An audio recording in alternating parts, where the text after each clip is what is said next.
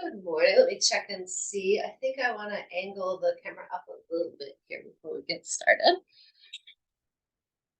Skosh. Excellent. All right, we're going to start standing today. Stretch my mat out here. I have a couple of theories that may or may not be popular among us, but this is not to say that aging, getting older, is all in our head. It's a very specific process. However, how that process happens is greatly determined by many factors in our lives. Lots of people have researched it more extensively than I have, so I'm only going to be giving sort of a cursory view to this particular thought process.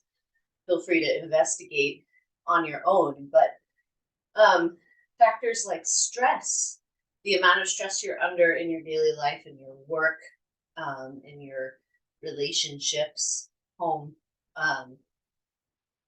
really affect how you age. And I go even sort of into the microscopic version of it or vision of it.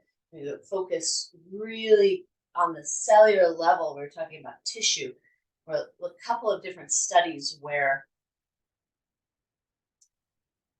a Japanese scientist took water, all from the same source, so it's relatively similar composition, and spoke different words to it, words of fear, words of love, words of gratitude, words of hate, words of sadness, etc. It changed the crystalline structure of the water.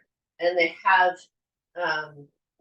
there's photographic evidence of it. It's an actual scientific study.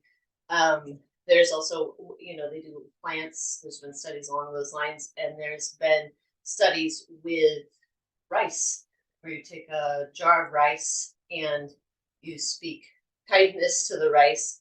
And you take a jar of rice and you speak hatred to the rice. And the jar of rice that you're speaking hatred to decomposes more quickly, whereas the jar of rice you speak kindness to stays white and intact.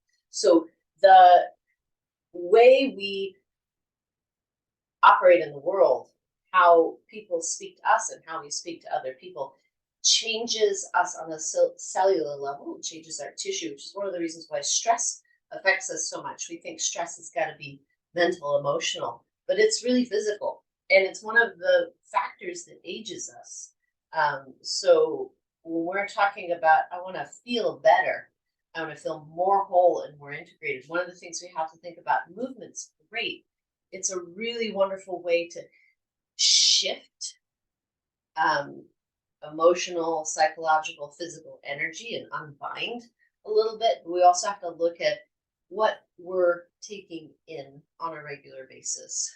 Food, emotions, relationship, media, all of that stuff, what we're feeding our tissue. It's all kind of a metabolic digestive process. So I just want to say that on the outset, as we've talked about birthdays to begin today, off camera, pre-recording, that when we enter a state where we're not at war with our purpose, we tend to be more relaxed and happy and have healthier relationships in our lives, and we feel younger, and we have less resistance to fight through to be ourselves. So with that in mind, let's move our birthday suits and see if we can kind of bring ourselves into a little bit more harmonious state with the breath and some movement. So we're just gonna take our feet a little wide here and rock side to side.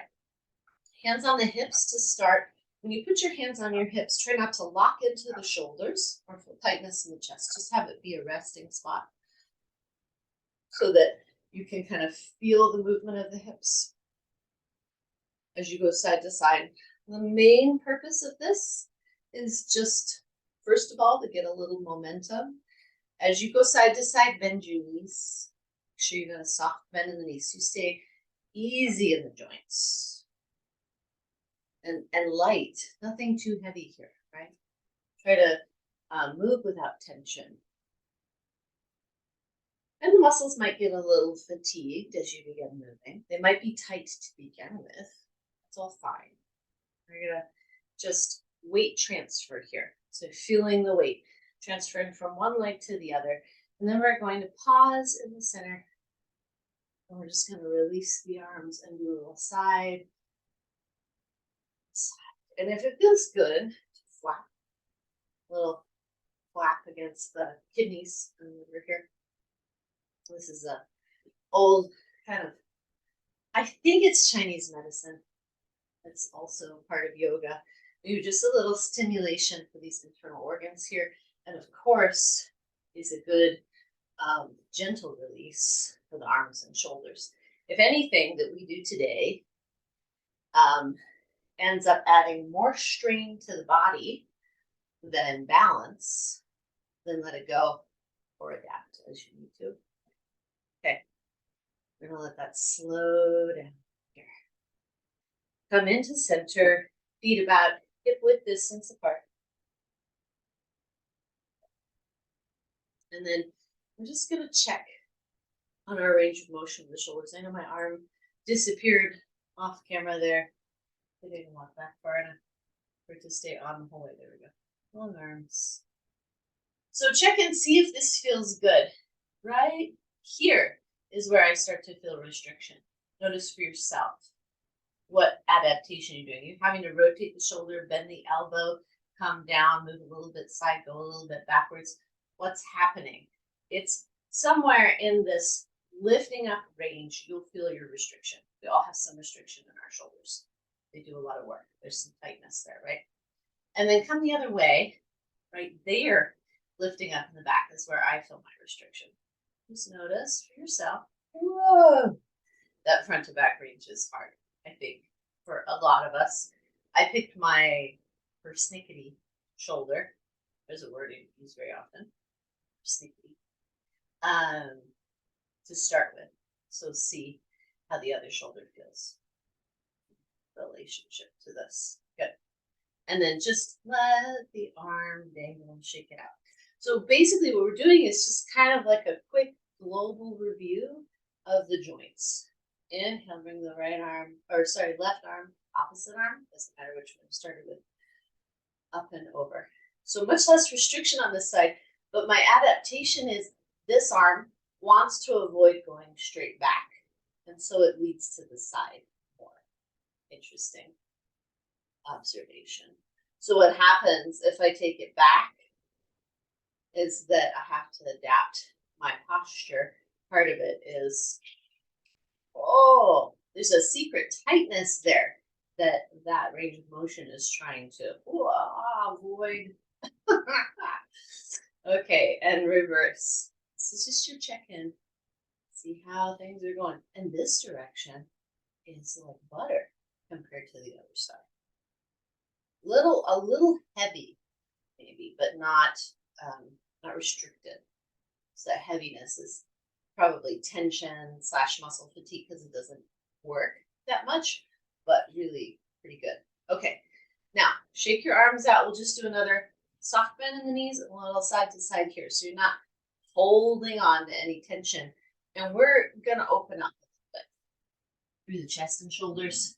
So we're going to start out on our knees. Come down to the floor. Bring your blocks along for the right. 2 blocks on their medium setting. Have a rolled up bath towel handy if you want it. You're going to come onto the knees and slide those blocks back in between your ankles. You may sit back on the blocks if this is a good seat for you. I truly enjoy the little lift that I get from being up on the towel. I put it just in front of my sits bones so that when I sit on it, my tailbone kind of hangs off the end and the sits bones are sort of perched up on the towel. Feels pretty darn good. Okay. So from here, we're going to try to figure out where we are chest shoulder relationship. I'm gonna tie my hair back here, but start by bringing your fingertips just underneath the collarbone and kind of patting around in here in this musculature of the pectoral muscles that are laid across and the intercostal muscles that are laid across the ribs and in between the ribs. Just sort of pat around in there and see how this feels. It might feel just kind of squishy and nice. It might feel very, very tender. So notice, this is a very, very tender area. That means that it's both tight and weak, which is actually a pretty common symptom of muscle atrophy that comes from tension. If we have a lot of tension in our shoulders, it's not unlikely that we will have weakness and tension in the chest, conversely, right? So from here, once you sort of pat it around in there and feel how these muscles are doing, go ahead and take the fingertips to the collarbone and gently draw the collarbone down. The muscles that attach to the collarbone, if they were made of Velcro, try to un-Velcro them from the collarbone. Fibers lengthen and elongate. And as you do, think about your rib cage gliding backwards towards the back of the hips, the back side of the body. So you're letting the chest release away from this super lifted position. And then the ribs drop back and in at the same time. If you don't know what I mean, that's fine. Just find where you feel some release and relaxation. Good. Okay, so some sensory awareness of this space in the chest. One hand on the chest, one hand on the bottom ribs, right? Just underneath your chest, the base of the sternum. Inhale here. Feel the air come in, feel the belly expand, feel the ribs open. And then as you exhale, soften the chest, soften the ribs, lengthen the head. See if you can scoop your belly up and under the rib cage. Good. Hands come down to the thighs, right? One hand, so we'll take your right hand, comes to your left shoulder. And just peel that left shoulder back. So you kind of push across the collarbone to the top of the shoulder and let it come into a little rotation. The head can go with it. But what you want, and you can take this left arm along with it too, is for that shoulder blade to rotate and glide inwards towards the center of the spine and to slide down the back.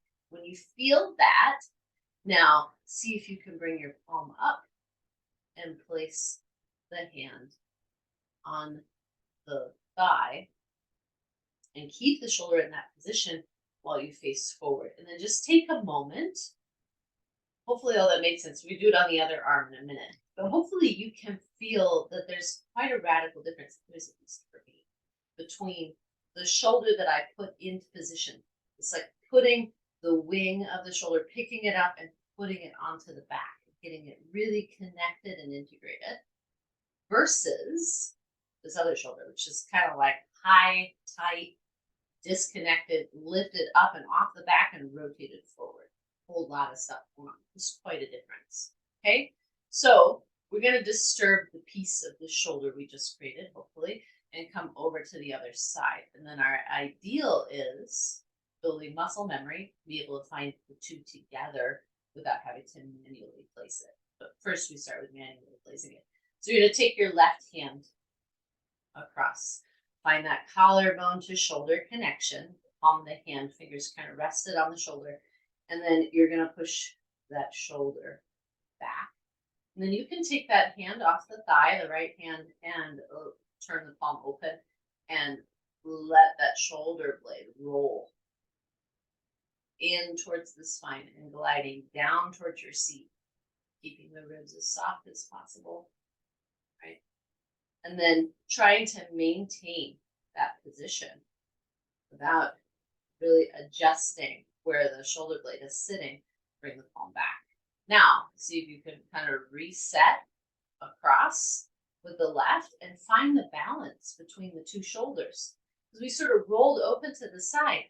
Ideally, we want the shoulders to sit on the side of the body and not curve and round in. But the shoulder blades to be plugged in and drawn down the back. But the collarbones both pointed forward, not rotated to the side.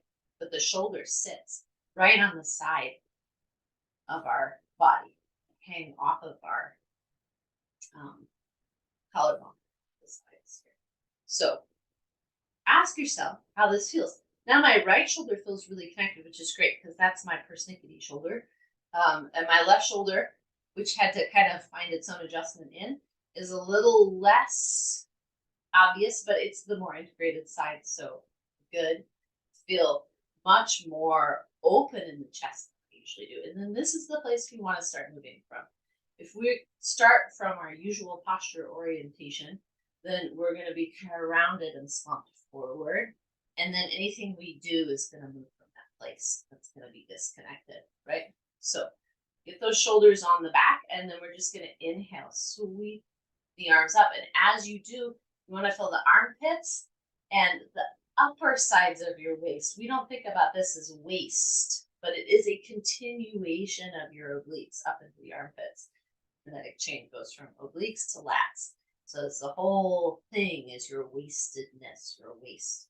And then as you lift up the arms, if your shoulders are really plugged in, you'll feel them in the center of the back. You'll feel them gliding down. And you'll feel underneath the arms and the armpits turn on. Find this wide V, really descend the shoulders, and then bring the palms together. Keep the collarbone nice and wide. Don't fold it in as you draw the hands down, and then saddle yourself on top of the hips. That place where you feel some neutrality, right? It's not tense and grabbing in the front, not rounding forward. Find that place where you're lifting up on top of the hips, but your ribs are relaxed.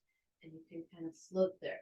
And with the head too, gently shake the head no and nod it yes. Okay, and ask yourself, are you binding the shoulders forward here, or are they still really sitting on the sides of the chest, the collarbone? Okay, connected. Inhale, sweep the arms out to the side. Good. Exhale over to the right. Find the fingertips into the ground, the right fingertips, and reach the left hand up. And then exhale, bow over. Woo, big stretch along the side. Curve forward. You're going to feel your shoulders move forward. It's not that they can't round forward. It's that we don't want them to live there. They need to move on. So left fingertips, we kind of swept around. Left fingertips come to the floor. Right hand opens up to the side. Find your shoulders, collarbone really on the sides of the body again. Reset. Inhale, reach up. Exhale, a little bit deeper bend over to the side. We're going to carry forward from here. Whoa, giant stretch. And then open. Good. And then just cross and open. Cross and open. Make this as vigorous or as soft as you like, but make sure you're not coming into any strain by doing this. Straighten the neck, shoulders, right? Lower the arms if you need to. It's a great way to adapt. Get the movement smaller and softer if you're finding strain. And then shake the arms out. Now already we did some global movement here for the body. We did a little shoulder adjustment. We talked about putting the shoulders really, the arms on the back, as they say in dance.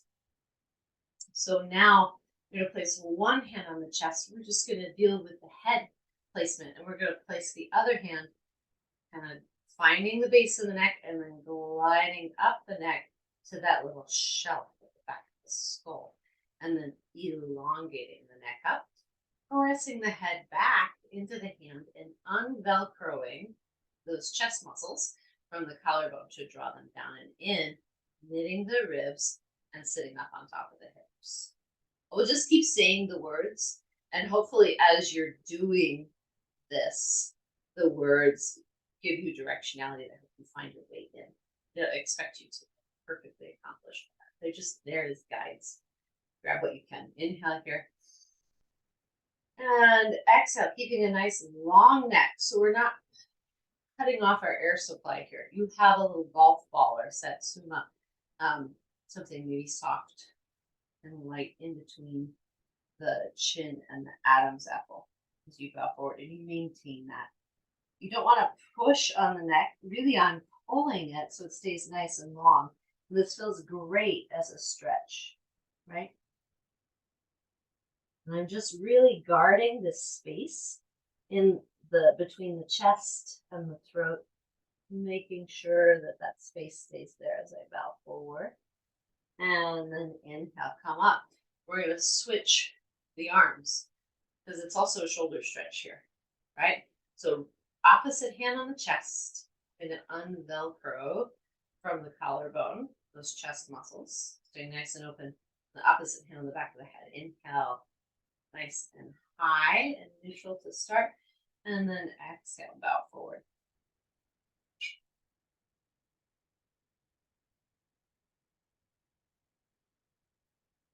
Keep that space in the throat, in the chest. And then inhale, come up.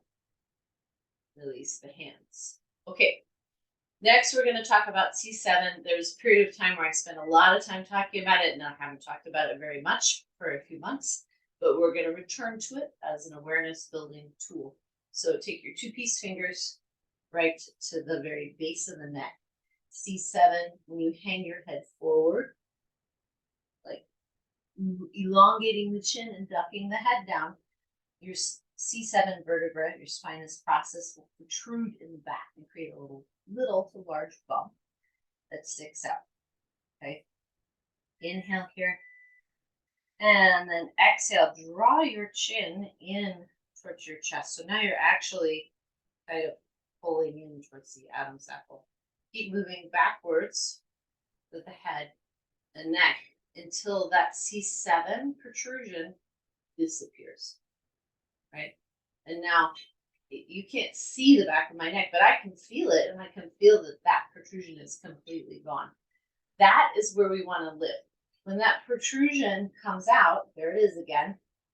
Just glide the head forward. Hopefully you can see. Just pause for a second and move. We're investigating something here. Just take a look at the screen and watch.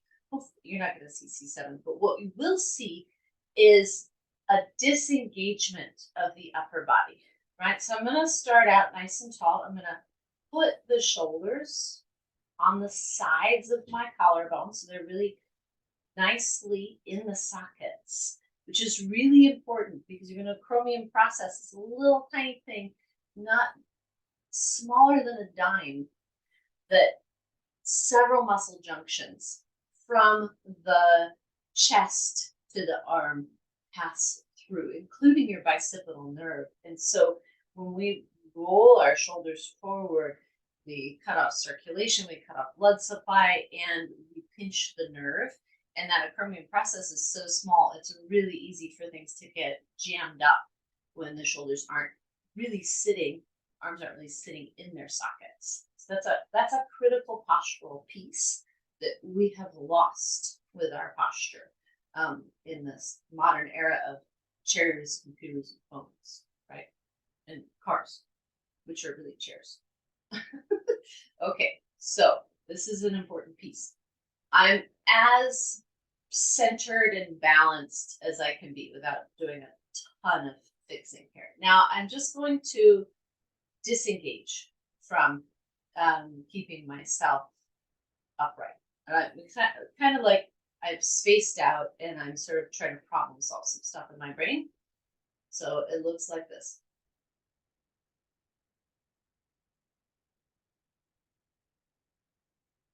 So you can see my chin thrust forward, my collarbone and chest really rounded quite a bit. There's a certain amount of exaggeration I'm doing so that you can get the feeling of the quality of movement and translates over Zoom through your screen, right? The chest is dropped, but it's not relaxed. It's actually kind of tight because these muscles are now pulled in and they're disengaged, so they're atrophying. And there's no way that I can support myself with my core in this posture. And my shoulders are incredibly tight because all of this musculature is pulling up and in, and the weight of the head is not supported.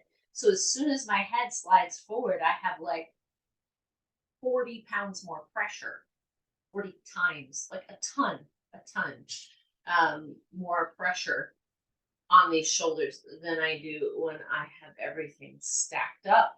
Then the weight distribution goes right down through the center of the body, out through the tail and the sits bones, and it doesn't load the system. Those shoulders are not meant to bear the entirety of the weight of your head. And when you're forward in this posture, they do. And that's why they're so tight and tired all the time. And it's 100% of us. I don't know anybody who doesn't have a disengaged posture these days, right? So, more or less, right? For sure. And it's not about coming into a military opposition. It's really about finding this base of support to begin with down here. Your head and your shoulder alignment begins with the pelvic floor, for real. So place, I know it doesn't sound likely. You're like, that's a nice theory, Anastasia. Place your hands on your thighs. Inhale here. And exhale. Let the pelvic floor lift up as much as possible, right? You're really trying to balance the ribs on top of the hips. Extend the waist without popping the ribs forward. And let the low back be long. And you're trying to expand your ribs into the back side of the body. So there shouldn't be this little divot here like there often is in a military posture where you're arching your back. It should be wide. And this is so good for your diaphragm because it gives it space to move and your abdomen can actually lift up into the abdominal cavity because there's no tension between it and where it needs to go to support the head, right? So inhale here.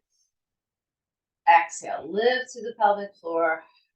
Expand through the bottom rib. Really stretch out. Feel the waist drop and in. Close the ribs on top of it. This should feel solid. Like if somebody came and tried to push you over, they would fall over. Be like, got enough and I'm good, right? And that's the beauty also of having a nice firm core is that it gives you a sense of stability in multiple ways, right? When we feel stable physically, that translates to confidence and well-being in many other areas of our life. So this area being nice and integrated goes a long way towards supporting the column of the spine and letting the head lift up on top of it. Feel that engagement. And then from here, make sure your shoulders are resting on the sides of the collarbone, not rounded forward. And that the shoulder blades are drawing into the back. And then you're feeling those bottom ribs. Then I'm going to interlace the hands. So as we lift up here, we need to enliven the core even more because we're adding weight into the system. This is weightlifting. We don't think of our arms as weights, but they are quite heavy. If you were to take them off and try to move them around independently, you would find that they weigh quite a lot. Not as much as the legs, but significant weight that you've added here. And so you need more core to support you, right? And you don't have the hands on the thighs, so there's not an upward lift there. But hopefully you got everything engaged. Thumbs go in the little divot at the base of the skull. Inhale, lengthen the neck. Drop the chin so it's pointed down towards the floor, but don't squeeze it into the Adam's apple. Maintain that nice, spacious alignment. And ask yourself, is my chest unvelcroed from the collarbone? Remember that sensation of it drawing down? And that should help you connect at the base of the diaphragm with the ribs. So feel that. And then you're going to inhale, do a mini back bend here. Don't think about back bending. Think about lifting. Just gazing upwards with the throat and the chest. Ceiling. And then exhale, bow forward. It's small. It's not about the biggest movement you can do. Keep that space in the throat and chest as you bow forward. Two more here. Inhale, lift, find vertical, and then go a little past place where it feels nice and integrated. Notice if you're leaning over more to one side than the other. Try to stay right in the middle.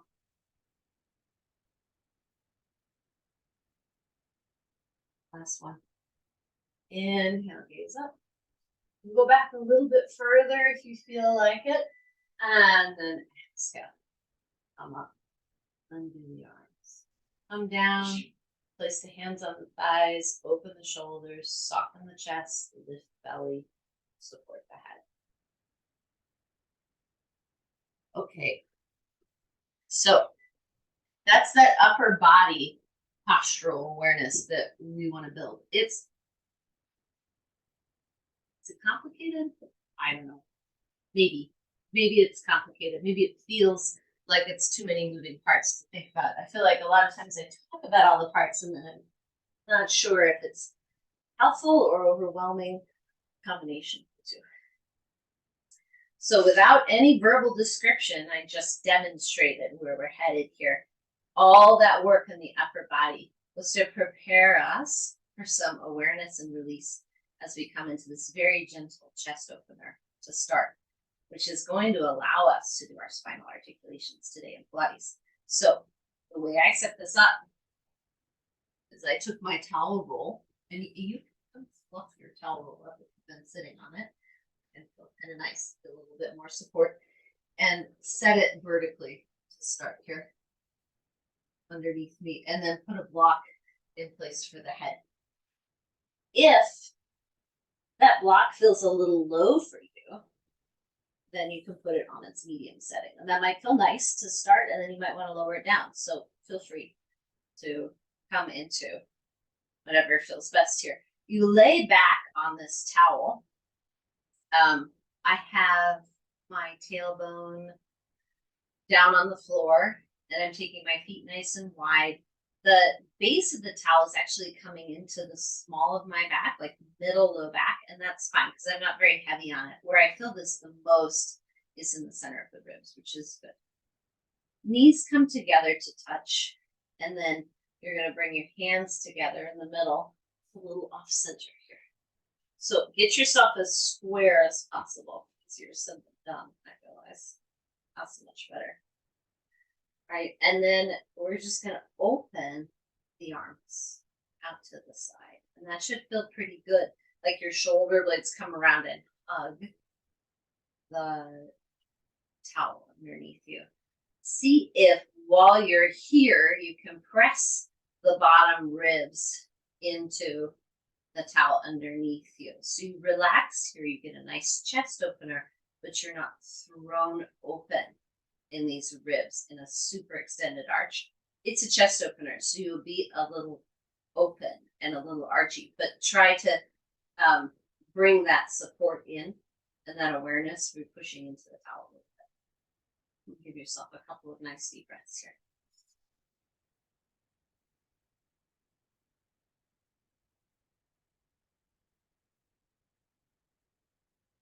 If you have this block up on its medium setting, you're getting plenty of chest openers still, but the head is at a more casual angle, and you might feel like you can connect into the ribs more.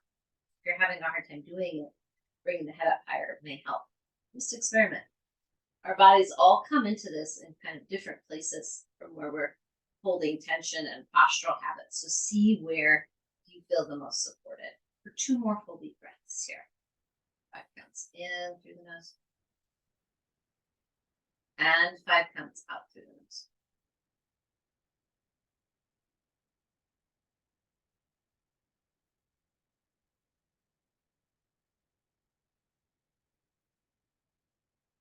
Good. Roll over to one side. Take those supports up from underneath you. All right, come onto our back. Coming onto our back may be a position where you benefit from having a little support underneath the head, even though we're not doing a chest opener anymore. I will say, teaching in-person mat class, 70% of the people I teach benefit, maybe even 85%, from having a little support underneath the head, myself included, because I tend to be disconnected from the ribs here and a little tight in the chest and shoulder. And so when I bring the support under the head, it changes the orientation and allows me to soften the ribs and then bring my chest into a more even place, which is really, really valuable. So I have a hand towel that I keep handy. And I roll it up just like I roll up the big towel, fold it in half lengthwise, and then rolled up short end to short end. I put it under the head. If you don't have a hand towel handy today, you may use your big towel if you feel like you want to experiment with that support. It is lovely. Okay. Now that we're here, we're going to draw the knees into the chest and just get a little release and maybe some settling after that big chest opener. Let the work go, but try to keep this is the theme of today, chest muscles unvelcroed from the collarbone, so down and released, and your shoulders really on the sides of the body, rounding forward, and the shoulder blades back of the body, drawing in towards the spine, down towards the tail. Good. Okay. Now we're going to take it into the hips, which of course involves the upper body. So find a nice, easy position with the arms here. If having them exactly at shoulder height causes the shoulders to bunch up, I want you, well, actually, let's do one thing here. Come into constructive rest first. This is important. Sometimes I miss this step because in my efforts to get us into the work, we miss the proprioception, the identification of our muscle tone is really important. Have some awareness building before we start with the movement so that we can figure out how we're moving. Okay. So with your feet wide to the edge of the mat, knees falling together to touch, support under the head if you've chosen that. Arms down by the sides, palms rotated up. Bring the shoulders on the back. Ask yourself, is my chest tense? Am I holding tension in my shoulders? Or do I feel like I'm pretty soft and released into the ground here? Right? I'm guessing in this position, everything feels pretty chill. You're nice and relaxed and at ease. We want to maintain that throughout the exercise, with the exception of the areas we choose to engage. Okay, so go ahead, separate the knees, keeping the shoulders soft. Maybe float the arms up. If you feel tension creep in, identify it and drop it. If you can't maintain the release in this position, lower the arms back down again. This is being authentic and really tuned into how you're moving. Are you moving under load with undue tension? Most of us do. Start to make choices. Start to choose to not move with tension. First, identify what does it feel like to not be under tension? And then second, choose to move without tension. And adjust. If what you're doing doesn't allow you to be in this position without tension, pick another shape. Okay? And then from here, you're going to toe heel your feet in to hip width distance apart. Right? You're going to bring your right knee up. Now, I didn't tell you how to engage your core to do that. I didn't tell you to find a neutral pelvis. Just told you to lift the foot up. So now you need to think a little bit. Are you in neutral pelvis? I don't want you to touch your hips to find out because you just relaxed your arms. Keep them relaxed and heavy. Feel where your evenness is. Try to be equally weighted on both sides of your hips. Try not to have the pubic bone tucked in towards the nose. And then settle there. Don't flatten out your back. That would be a tuck, right? And don't have your weight heavy into the tailbone, which would be an arch. Take an inhale here. Float right in the middle, like you're just floating on a lily pad. And that's a great metaphor because if you put too much weight in the center of the lily pad, it's going to sink under the surface, right? Or if there's too much pressure from underneath, it's going to rise up. So to maintain that even surface tension, you have to lift the abdominals, but keep the bones steady.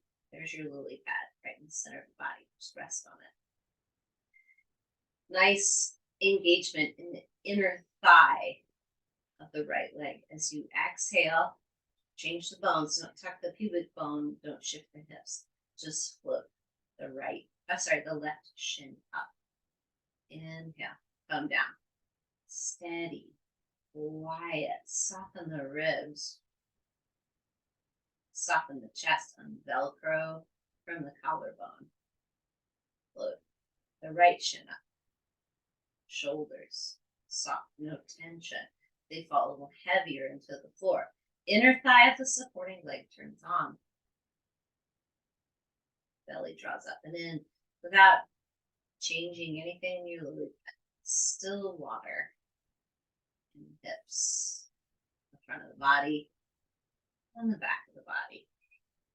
Engage the inner thigh. Just marching a little side to side. If you need support around the rhythm of the breath, it's an exhale to float the leg up. Inhale to bring the foot down. Exhale to float the leg up, supporting the inner thigh. Inhale to bring it down. The legs should feel light.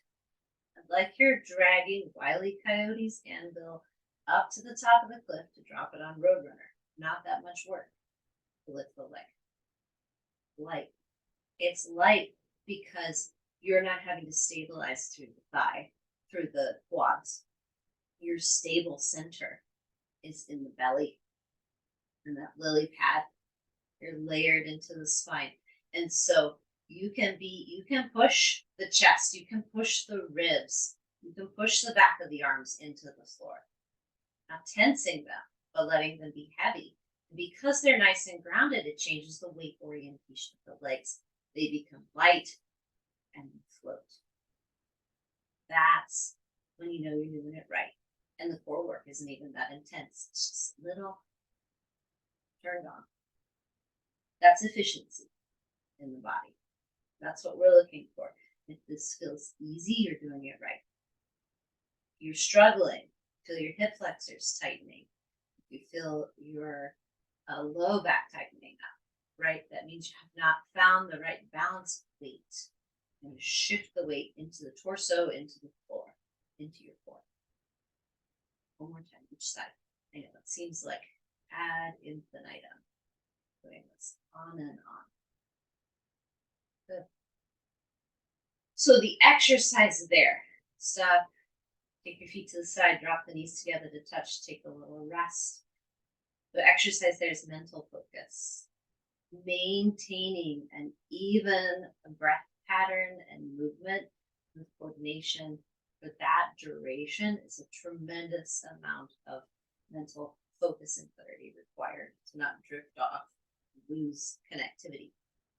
2, it is finding the true core connection, which is your resting engagement here. 3, it's shifting the weight into the torso so you're nice and grounded in the upper body and the low body is light and unloaded. And then the hips are nice and stable so the legs can swing in the sockets and the feet can unload off the floor very easily.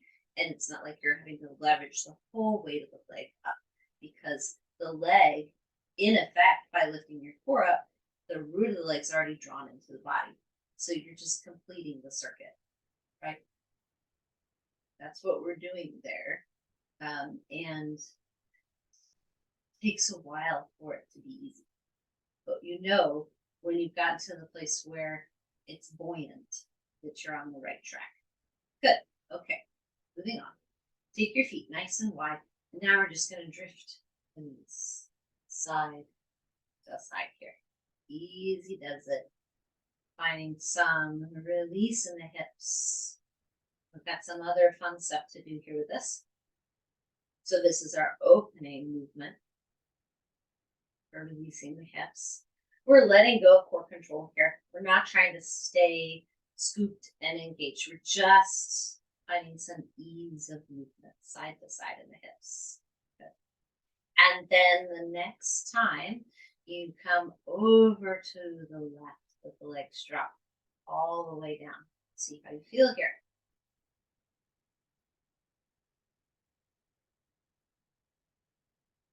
Good. Inhale, come back through center. Exhale, come over to the right and let the legs drop down. See how you feel here. Ooh, a little tighter on this side for me. So notice those things. Notice where you feel more resistance. Try to breathe into it. See if you can unload any tension that's crept up into the shoulders. Oftentimes when we get into areas that are tight in the body, we tense up all over, kind of like trying to crawl away from it within ourselves. So see if you can find a level of movement that allows you to be relaxed and released everywhere else around it. And that will give you a true stretch. It's not stretch if you're doing it under tension. It's just holding the position, possibly even holding your breath. Let's come over to the other side just to experiment with that. Keep this show. So come into the center here. Inhale. Identify soft shoulders, soft ribs, soft legs, soft hips. Keep it soft. Exhale. Over to the left with the knees. Stay soft in the chest. Stay soft in the belly. Stay soft in the shoulders and neck. Stay soft in the throat and jaw. And let the hips relax. How much tension we hold in the body is secret to us. It lives in the unconscious realm. It can become conscious, but we have to go looking for it. We have to become observers of tension. Not to the point where we're vigilant, because vigilance is a kind of tension, but we are, what's the word? Constantly looking for ways to drop the load that we're carrying physically. That we don't want to keep taking in the stress and the tension and holding it in our body. It's fine, it will enter in. We don't live in a system. Inhale through center. Find softness here before you head over. And then exhale, head over to the other side. Only go as far as you can keep the upper body, the low body, all the areas of the body relaxed. We live in systems that cause tension. It's inevitable, but we needed to move through the body and not get stuck. So that's what we want to continually do, is learn how to offload the tension. It's transformative. That's life changing. So one more full deep breath here. And we can do this in a very controlled, safe, manageable environment in class. And then this learning begins with practice to translate to the rest of our life. That's where the magic is. And come back. Yes, I just said that. Happy Saturday. All right. Now we're going to come into a little deeper twist before we come up. This is our way into the hips here. Starting out slow and small, learning about maybe where other tension translates as we move into tight areas. Trying to keep things quiet and at ease in the body so that we really can truly offload tension. Take a block on its medium setting over to the left. Sorry, right? Always with the directions. Takes a moment. Draw your right knee into the chest. Interlace the hands. Check in. That's the chest. Can you unvelcro the chest from the collarbone a little bit here? Did using the arms cause the shoulders to curl up and in? What is a way that you can use the arms without tensing them? Right? Maybe interlace the hands at the back of the thigh. It allows the shoulders to soften and fall to the sides of the body where they belong, as opposed to curling up and in. Make those changes. Begin to identify them for yourself and adapt. Go ahead and take the left hand on the knee, right hand out to the side. Inhale and exhale. Pull the left leg across the body. Find the block underneath the calf. And then go ahead and bring your right arm in and roll over onto your side here. Just a little bit. Check in with this shoulder and arm and see how it moves. Does it feel good to take the arm up overhead? And is there a point where it stops feeling good? Feels good. That feels good. Ah, this stops feeling good. I need to bend the elbow a little bit. And then that's great. If I bend the elbow, then I'm getting some nice openness in the chest. I'm getting a really nice stretch along my waist and in my hip. Then I'm not cranking on my shoulder. It's a good position for it. So that's a good spot for me. Pick one for you. And now it's getting a little loaded as I'm there. So I'm going to lengthen my arm but lower it down. But you can't see. That's why I'm narrating it. Keep adjusting. Don't hang out in a painful, tense place because you're like, well, I'm stretching. It's got to be tense. It's supposed to be untensioning. You might feel things opening up. That's different than holding tension. Identify the difference. Begin to be nuanced in the way you're working in your body. Inhale here. And exhale. Twist your head up to the ceiling. See if that untensions the shoulder and neck a little bit. And then maybe you go and look over to the other side. Incidentally, I still have my little support underneath my head, and I've positioned it in such a way that I was able to have my head over to the left, up to the ceiling, and now turn over to the right, and still have that support underneath. So adjust as you go. One more deep breath.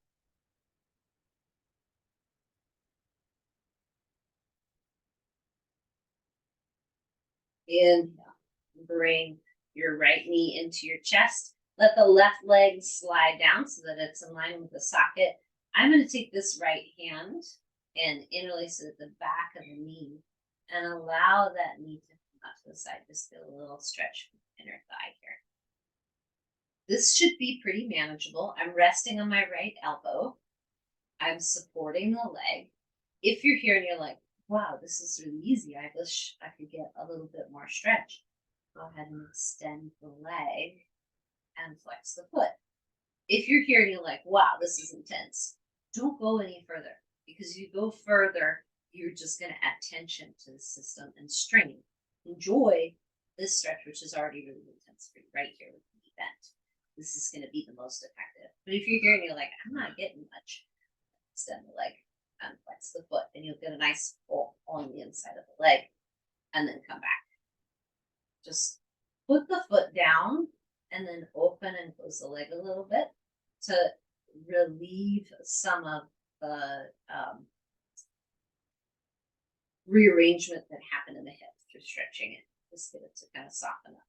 It should be like just letting things fall back into place. All right. Now the block comes over on the right side. Right leg's long, left knee into the chest. A little squeeze here. Now check in. Have you tensed up? Probably. We usually tense up when we transition. That's fine. As I said, tension is inevitable. What we do with it is entirely different and not at all inevitable. So choose to unload. Find a position here where you're not under tension, chest and arms. Feel soft and buoyant. Right arm on the knee, left arm out to the side. Inhale. Exhale, come across the body. Find the block. This leg lands on the block, center of the calf.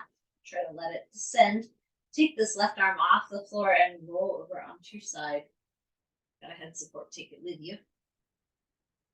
The side lying posture is really just to come out of tension and then to allow yourself to come back in a purposeful way into this stretch. So you pick how you're moving here. Does it feel good to stretch the left arm up? How's the shoulder? Where's your shoulder blade on the left side? Is the arm in the socket, the shoulder blade connected to the back? You feel tension in that shoulder?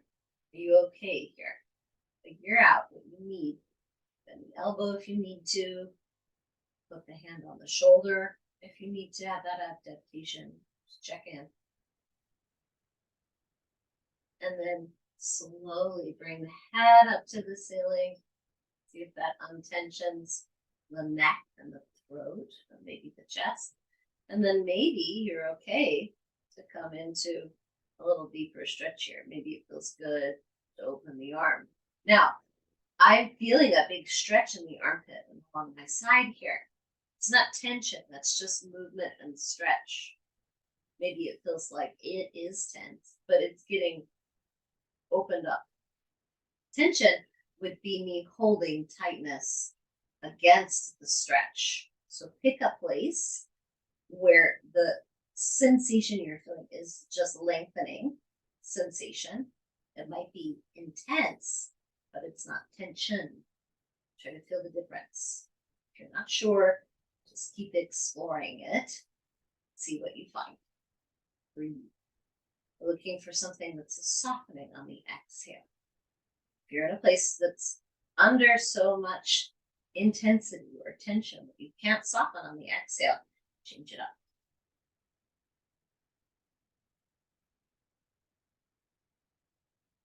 One more full deep breath here.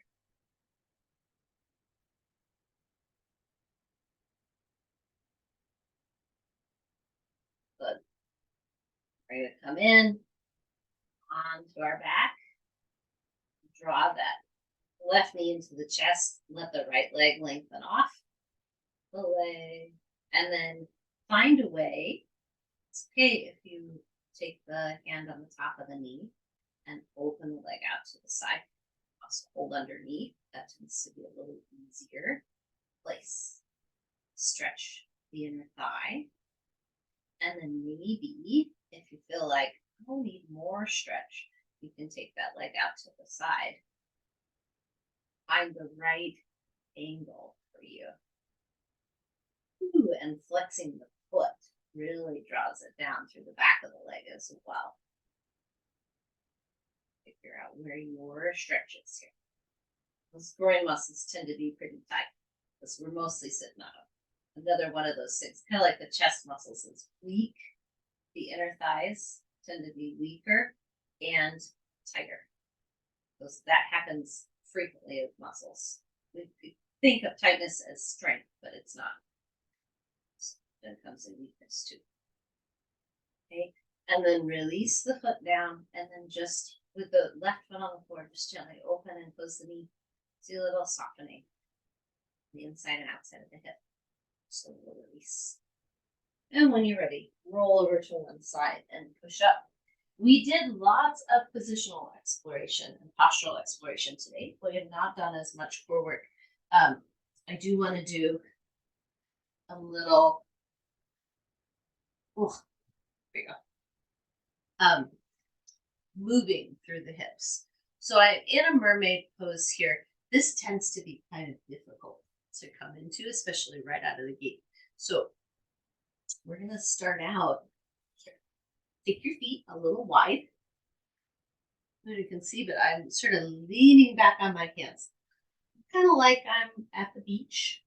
You can pick your water source here. It could be Hawaii. It could be your favorite lake. It could be stream side. It could be by a river. Pick a spot that you like, a peaceful place, and some kids that you enjoy. Not kids that there's any stress with. So maybe somebody else's kids. And you're just watching them play in the water. And that's this posture. Nice and easy. Okay. And then you're going to go side to side with your knees, but we're going to kind of roll up onto the hips. So to start out, going over to the right, you're going to roll up onto that right hip. And as you come around, this left knee bends and you sit down into that left hip as much as you're able to. This will be very variable in terms of how comfortable you are here. Okay? So, and then you're going to roll across, and it should be like a nice massage for the back of the seat. Go all the way up to where your belt loops are, close to, and then come up onto the left side. Okay, so I don't care how far you go. You don't have to come all the way up to seated. If this is the place where you're working, then work there. Remember the old adage, you're going in as far as you can without tension. And we're trying to find some release in movement here, side to side. This is called mermaid. You might have a small mermaid and not a big mermaid. It's okay.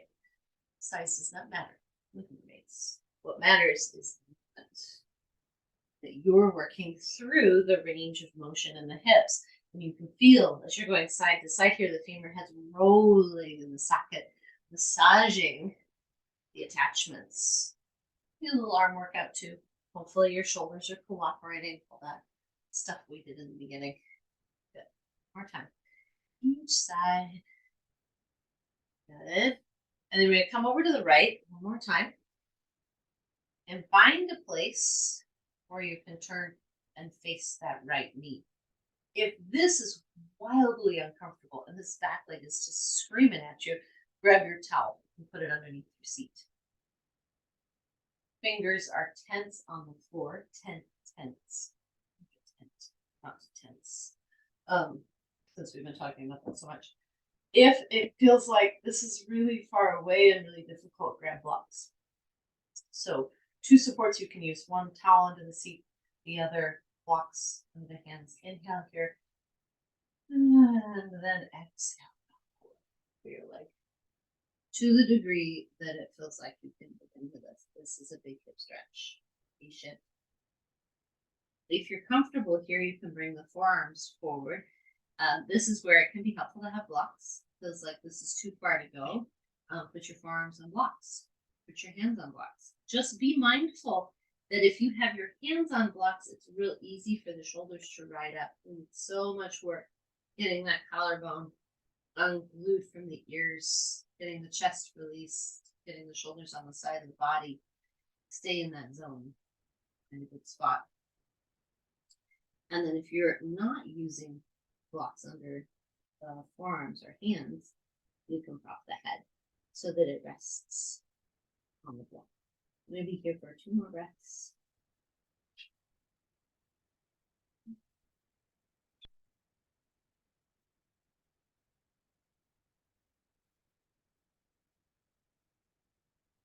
Good. Hands, blocks come back underneath the shoulders. Gently lift yourself up. Take your block over to the other side. Lean back.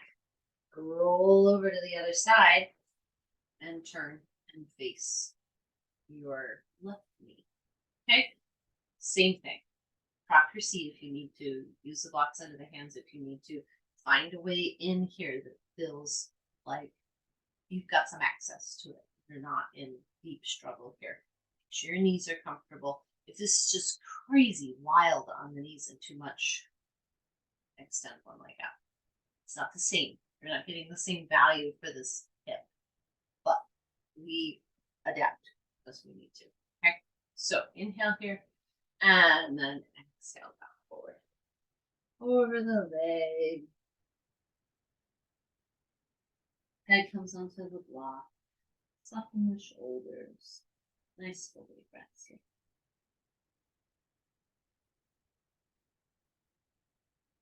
I really like resting the head. I'm comfortable with my forearms on the floor, so that's available to me,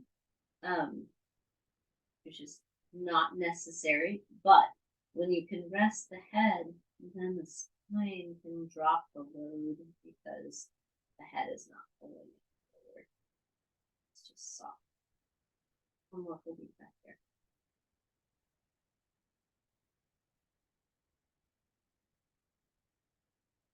And gently come on up. Stretch your legs out. Okay. One block down on the mat. Another support here, your towel is going to come horizontal where your shoulders are. Now, if when you're laying on your back, you feel a lot of tension in when we're doing chest lifts, you feel a lot of tension in the chest and shoulders, go ahead and put a block either on its low setting where the head will go, This towel is going to be under the shoulder blades or on its medium setting to give you a little cascade down, right? You will know from where we were before, laying on our back, what a good option is. And if you get down there and you like it, you change it. Okay, so I am going to experiment with using the block under the head. I don't think I need it, but I think I might enjoy it nonetheless. Okay. Other block on its vertical setting comes in between the knees. Lower yourself down and find, I was going to say lay, then I started to say lower. So it's lower yourself down. That sounded weird. And then find that towel nice and evenly underneath your shoulder blades. Interlace the hands at the back of the head.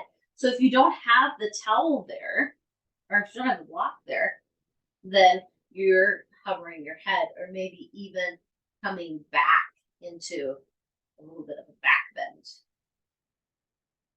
Here's another word of advice.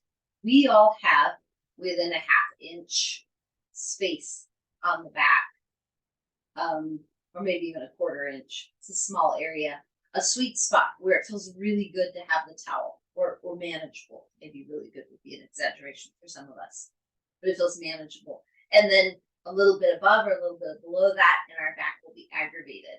Find a place where you feel like you can really press into the towel and it feels good to lay here, right?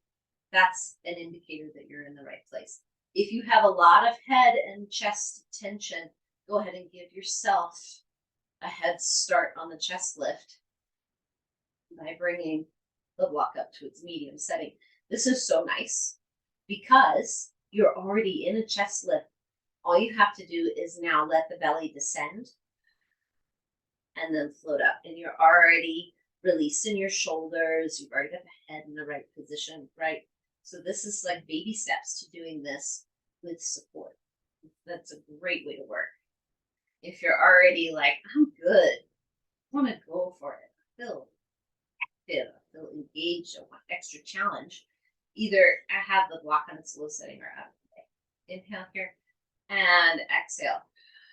Soften the belly. So it's dropping down and in, scooping up and under the ribs. Ribs press back into the back space of the spine and lift up. Ask yourself if the chest is moving down away from the collarbone, if you have lots of open space here. If you don't know, take one of your hands and press the chest down, and then allow for that space in the front of the throat without pinching the chin. There's your chest lift. 2 more, just like that. Spinal articulation. Seems like it should be a cinch. We all have a spine. We're all articulate. It's not. There's a lot to it. Elbows are open to an even position in your peripheral vision. Little squeeze into the block to engage the inner thighs. Suction up through the pelvic floor. Drop the belly down. Sides of the waist come in. Scoop up and under the ribs. Soften the throat.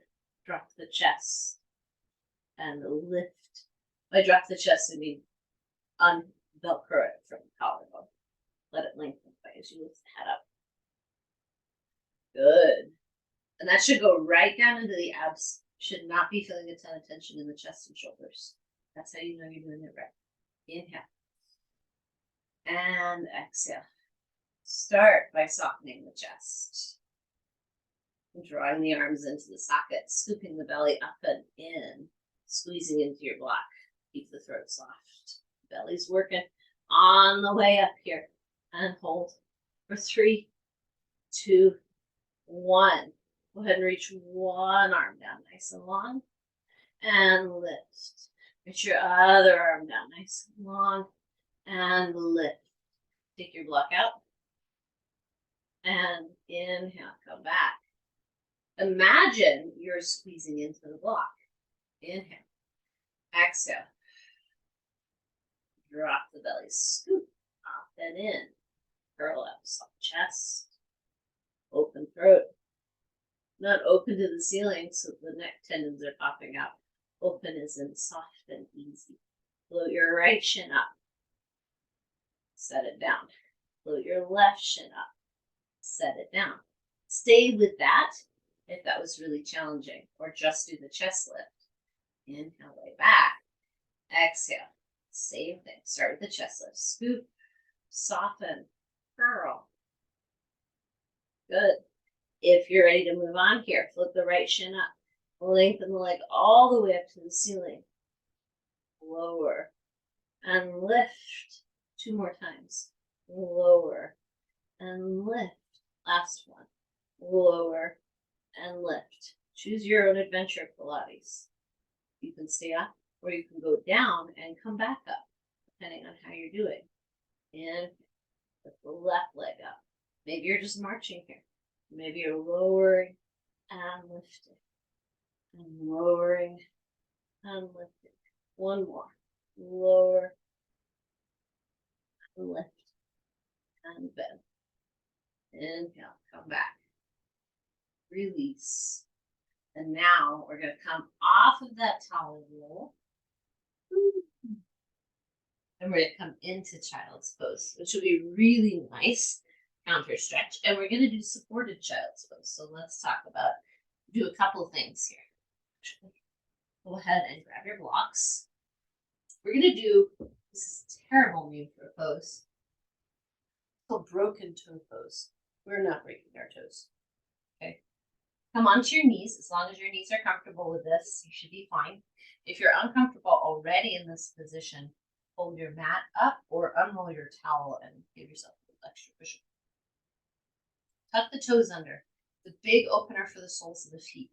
Be aware that if you put a lot of tension in the outside of the legs, as you come back into your seat here, there's 2 things that happen typically.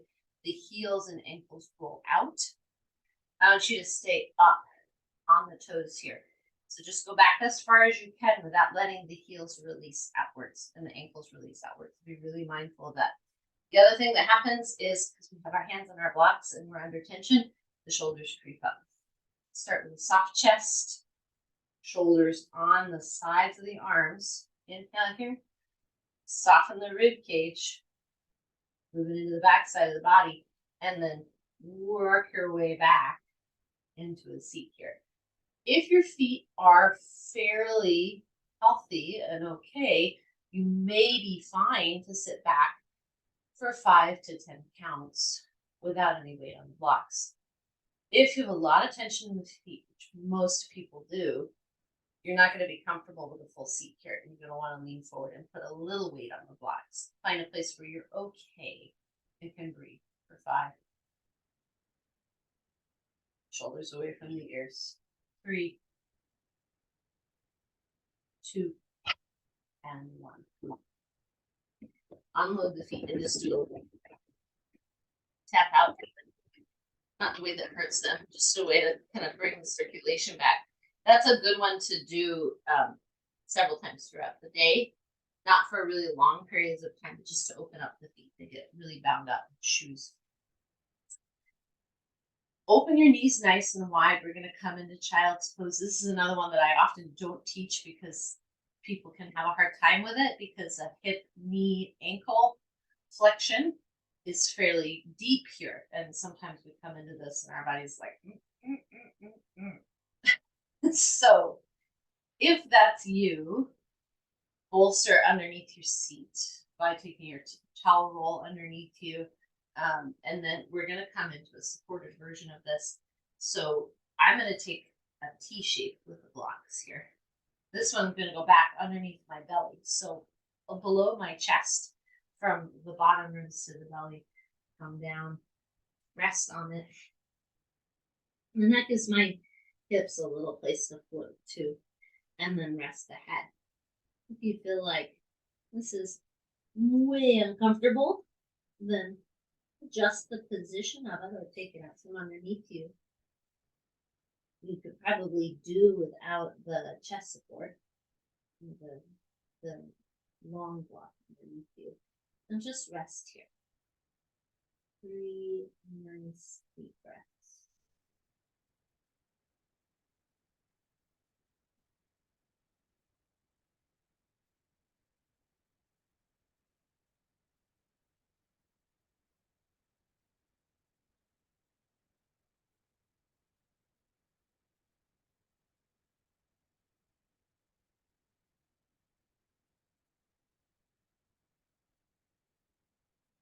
Good.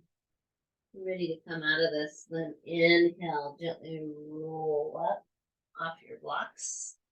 And then you're going to take them out to the side. Going to come onto our back. And because we did all that lovely opening in the hips, we're going to do a little release for them. Go ahead and use support underneath the head. If that's been beneficial for you, discover that that's a good support for you. Do it. I won't always cue using support under the head, but when you're lying flat on your back like this, if this helps your ribs relax, you should use it every time, because it will benefit you more to be in this position than to have the head draped backwards off the shoulders and then the chest and throat open up. So keep yourself neutralized with that little head support, if that's working for you. Support the knees with the blocks by tipping them in. Catch them so they're landing in a nice even place. They're equally open. And then check in with your alignment here. Level yourself off as much as possible.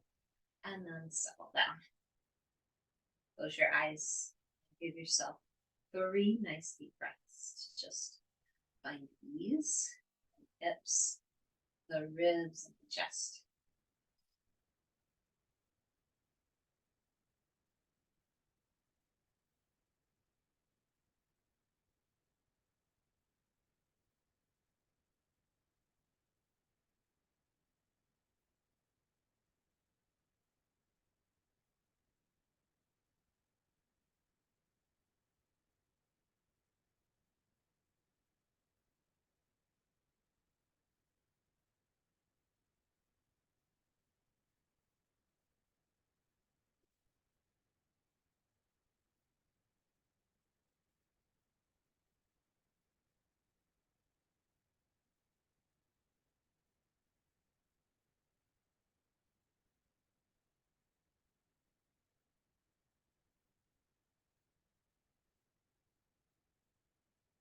Good. And then from here, you've had those nice even breaths. Stretch your legs out long and come into a little heel rock. The support under the head should not be in the way of the heel rock, but if you feel like you're not able to get a nice reciprocal movement through the whole spine, and you'd like it out of the way.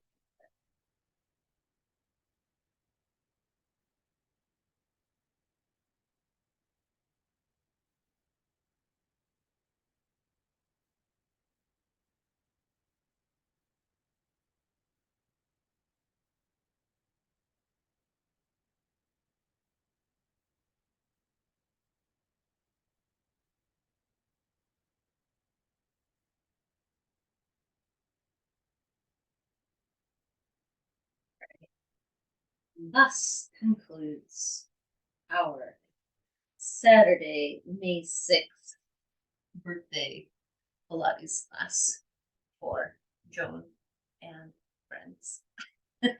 I'm going to pause our recording here and check in with you guys real quick, see how you did today.